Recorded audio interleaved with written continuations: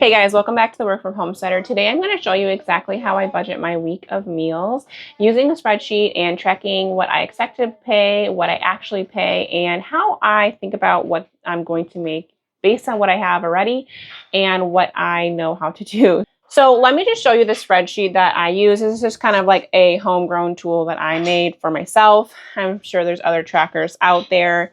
But I have in column A everything that I need to buy, in column B my estimated cost, and then column C I have the quantity that I need to purchase, and B what I total expect to spend for my total estimated cost. So this just helps me kind of get an idea of everything that I need. It's a list so that I don't go into the grocery store without an actual list, because I always think I can remember things, but I never can, and then I end up with a lot of stuff that I wasn't planning on buying.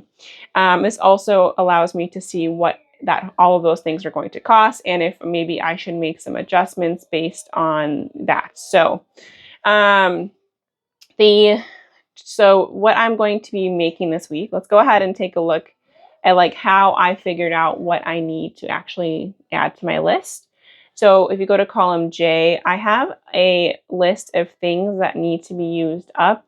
Now, I was totally humbled recently, and I have been starting to do an entire like kitchen reorganization purge type of thing. And I went through our pantry and our refrigerator, and I always feel like I am very good at eating at the things that we have. However, there was a lot of stuff in my fridge that I tossed out that I felt like, why did I let that stuff go to waste? And it was honestly just mismanagement of what was in my fridge and just not prioritizing eating things before they went bad. And so that is something that I am really going to be working on in the next couple of weeks and months, is just going through my refrigerator weekly before I do my shopping trips to make sure that things are used up and that I plan meals around them. So some of the things that I have are pepper, basil, tomatoes, avocados, potatoes, yogurt, and blueberries. Now the peppers I'm going to be adding into the Thai red curry. I've just been kind of craving Thai red curry, so this is a little bit of a treat because I do have to purchase some of the extra ingredients. And while I don't really recommend, making like niche types of things if you don't know you like it or you don't plan on eating it a lot. However, I do really love Thai curries, and so I know that the kind of like fish sauce and other things that I'm purchasing to buy this will be used up in the future. So I'm not really concerned about that as an expense. It is a little bit more than like a traditional item, but it is something that will be used in the future. So I have basil and tomatoes in abundance thanks to the garden.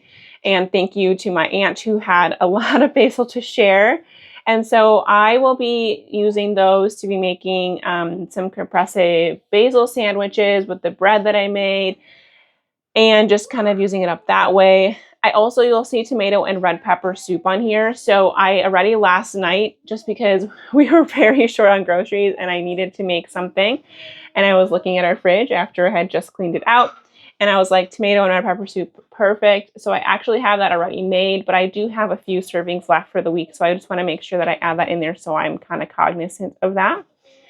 And then I have, I think, at least one avocado left. So I just want to put that on there so I kind of keep that in mind. I'm not sure what I'm going to use it on, but there's so many different things that you can kind of throw avocado on top. So I'm not concerned about that. I have a lot of potatoes that I need to use. I'm actually thinking I'm going to go ahead and cut and fry those up and put them into either a freezer bag or put them portioned into freezer meals if I feel like doing the eggs as well with that. And so I will be postpartum in the next 8 weeks, God willing. And so I do want to start thinking about making some postpartum meals. And so I have potatoes that are going to be going bad. They're already like sprouting a little bit. So I just want to make sure that those get used up. I don't really have an idea for potatoes other than maybe throwing it in the curry. Maybe I'll do that. Maybe I won't. I'm not a big curry potato fan. So probably just use those up to fry them up and make sure that they don't go to waste. The yogurt is like, I think it expired a couple days ago, but I did test it this morning and it was still good, but it's definitely on its way out. So I want to make sure I use those up. So I'm going to be making some blueberry yogurt muffins. I have a ton of blueberries from when we went blueberry picking the other week, which I actually have a video up on low sugar blueberry jam, if that's something that interests you. And so I want to make sure I use all of those up, and I'm hoping that maybe I have enough yogurt to make a double batch and throw some in the freezer again for postpartum. And I also found some lemons in the fridge. And so again, I have a lot of blueberries, and this is just the stuff I haven't frozen. So that's why I want to use it up, because it's in the fridge and I don't really want to freeze it at this point. So I'm going to make some blueberry lemon cookies that looked really good. And so I'm kind of excited to try those out. Hopefully they're pretty tasty. I have a decent amount of butter to use up too that I found in the fridge. That's one thing that I have decided I'm going to no longer purchase in bulk, because I find that if it sits in my fridge too long, it kind of tastes like fridge, if you know what I mean. And so I'm just kind of trying to like not have too much butter in the fridge at one time, so that my butter actually still tastes good and tastes like butter and not like whatever I cooked throughout the last month. Some of the other things I have on my list is and I guess I probably could have put cabbage on my things that need to be used up, but it's hard to not remember that because I have a cabbage filled with 12, or a fridge filled with 12 cabbages right now. So I do want to make some sauerkraut, and I did throw some caraway seeds on there on the list to make some sauerkraut, but I also want to just use a lot of it as fresh as much as I can too. And so I'm going to make chicken sesame cabbage salad. And I have all the ingredients really to make that already. So that was actually pretty good. I could probably put carrots on here too, because I have carrots that are definitely on their way out. And that was kind of part of what inspired me to make that salad. And then the chicken part, I am going to be buying a whole chicken for the curry. And then I'll use half of it for the curry and half of it for the sesame salad. So I think that's really important to think about, like, what are you already purchasing that you can kind of like cook once, eat twice type of thing, or just like maybe buy a bigger version and then you save a little bit of money and you can make it with 2 meals, stuff like that, and things that kind of go together. So, and again, I need the soy sauce for the curry. I'll need the soy sauce for the sesame salad dressing. So that will be really helpful. And then I also have pizza on here. Honestly, this is a lot of food for 1 week, and this probably might take me into part of next week. We'll see. But I just want to throw pizza on there because I am getting mozzarella, and I'm also going to have all those tomatoes that I can probably make like a very quick and dirty sauce using the extra tomatoes that I have from the garden, and maybe some basil. That'll probably be on a meat pizza. The kids will just want pepperoni. So anyway, so I kind of took all of those things, and I went to Pinterest for some of these things. I'm a big Pinterest fan. I love kind of the ideas that I get from there. So I just typed in like blueberry recipes for like figuring out how, and sorry for the background noise, my kids are in the background playing. But I just typed in blueberries, and so like I figured out like, okay, what can I make with blueberries? I found the cookie recipe, I found the muffin recipe, and then for the muffin recipe, I was like, okay, I know that I've made muffins with yogurt before, so I typed blueberry yogurt muffin recipe. So I kind of just went based on that, and like same thing with like the cabbage. I was like, okay, I want to use cabbage, and the other half of the chicken, I put that into Pinterest, and like I found the salad recipe. So that's just kind of like how I look for recipes. And sometimes like I'm not always doing new recipes or anything by any means, but sometimes I'm just kind of feeling a little uninspired by like some of the other things that I usually make. And I always like to try new things too. So I love cooking, and so I love trying just like new dishes. So that's like for me. But the other thing I just wanted to point out, which I took some screenshots below just to kind of share with you guys, is to when you're shopping, make sure that you are looking at the per pound or per ounce cost. And so like when I was looking up like how much hot dogs cost, to me these like look pretty much the same.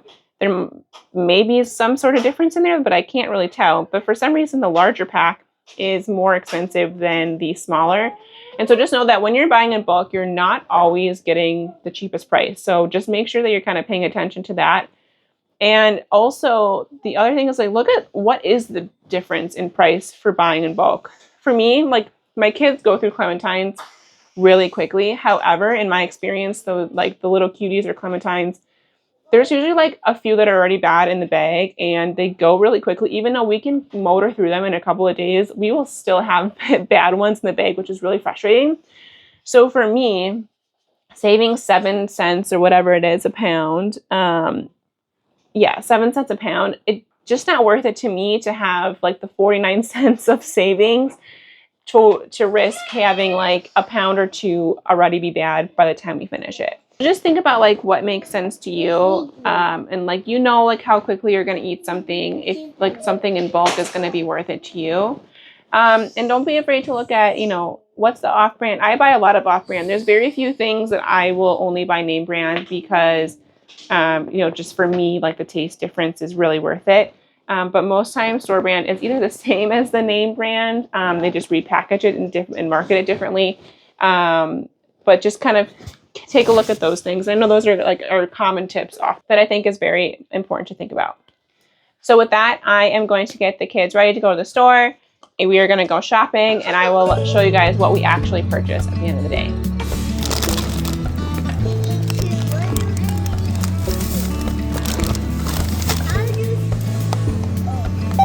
Good job. You want to hold on to it or put it in the bag? Okay. You can hold on. This one's got to turn a little bit. Got it. Go one more turn. There you go. There you go. Okay, we're back from shopping, and can we just take a moment of silence that this is what $75 worth of groceries looks like in 2025. So overall, we stayed very close to budget. I made some fatal mistakes, mostly with the milk, which was very sad. But we otherwise came under budget on a few things and one over budget on another that I decided to get a larger size of. So let's just talk through it. So we got 2 gallons of milk. What happened with the milk? So I didn't realize I got like a Prairie Farms brand. Someone must have put it back with the Walmart brand. And then I doubled down on my mistake. So I have one Walmart, one Prairie brand. And I was just scanning them in the cart on the self-checkout. And I must have double scanned the Prairie instead of, because I just assumed they were both the same Walmart brand, right? So not only did I overpay because I got the Walmart and the Prairie, but I wouldn't have, if I had wanted to pay almost $6 for a gallon of milk, I would have also gone organic and paid another $1 or $2. So I'm just like very bummed about that. I didn't realize that until I was looking at my receipt when I got home, but you live and you learn. I ended up getting a little bit under budget for the chips because I got a cheaper brand. The Pringles, we got 2 of these. This was the kids' like special treat, and you'll see in the line item that I did $5 for their special treat, and they ended up spending only $4, so we came in a little under there. These came in right at budget. We got the cupcake liners, the limes, the cheese. We got 4 mac and cheese. We already ate one, and it was the SpongeBob version. So mostly got the regular ones. We got one SpongeBob one as a treat. It was 25 cents more. And we got soy sauce. I did get a cheaper version of this. It was about half of what I had budgeted. The fish sauce. Okay, so the Thai curry paste, I actually found a much larger version of it than what I usually buy. It was 10 cents less, and I think the ingredients were just as good. No MSG, no preservatives, no artificial colors, all that stuff. So I'm pretty excited about that because I'll be able to make multiple Thai curries with that, which I feel like the most expensive part of making like a Thai curry is the paste. The chicken was a deal. So this was $7.77. We came like just under $1 under budget on that one. This was like a manager special. It was getting cleared out, and it was actually, there's only 2 left that I could have picked from. So I was like, sure, I'll take the deal. I'm going to make it today anyways. Doesn't matter for me. I ended up getting a larger version and a name brand of the peanuts. For some reason, like the Walmart peanuts have like sugar and oil and seasoning and whatever, and these were just peanuts. I actually just want them to make peanut butter. So when I actually made this list, I had bread and peanut butter on my list, but I had peanuts in the pantry, which I had bought a long time ago with the intention to make homemade peanut butter and try it out. And it actually turned out really, really good. So I was really excited about that. And I was like, okay, that's what we're going to try and do now. In my Vitamix, it takes like 2 minutes. Super easy to do. I got just a larger box of noodles. So we came in just a couple cents under budget. We got a little bit of a deal buying the 2 pounds. My kids just love noodles, so I like to have them on hand. I got chicken feet. I know some people are probably like grossed out by that, but I'm actually going to make chicken broth with the carcass of the chicken. And the chicken feet actually just adds a lot of really good collagen to it. So this will last me quite a few rounds of broth when I make more broth in the future. So I'm just going to kind of divvy these out into individual baggies in the freezer so that I can just pull them out, throw them in broth really easily. And the last thing, I got heavy whipping cream. I really like that in my oatmeal in the morning. One of the things I want to use up is like those blueberries and the blueberry jam. So I'm just making sure that I have stuff to kind of accommodate that. But this is everything I purchased. If you want to find out everything that I made with this, make sure you're subscribed so that you can see my next video where I show all of the meals I made this week. And if you want to find other inspiration for budget meals, I will link my budget playlist up here. I thank you so much for watching, and I will see you guys in the next one.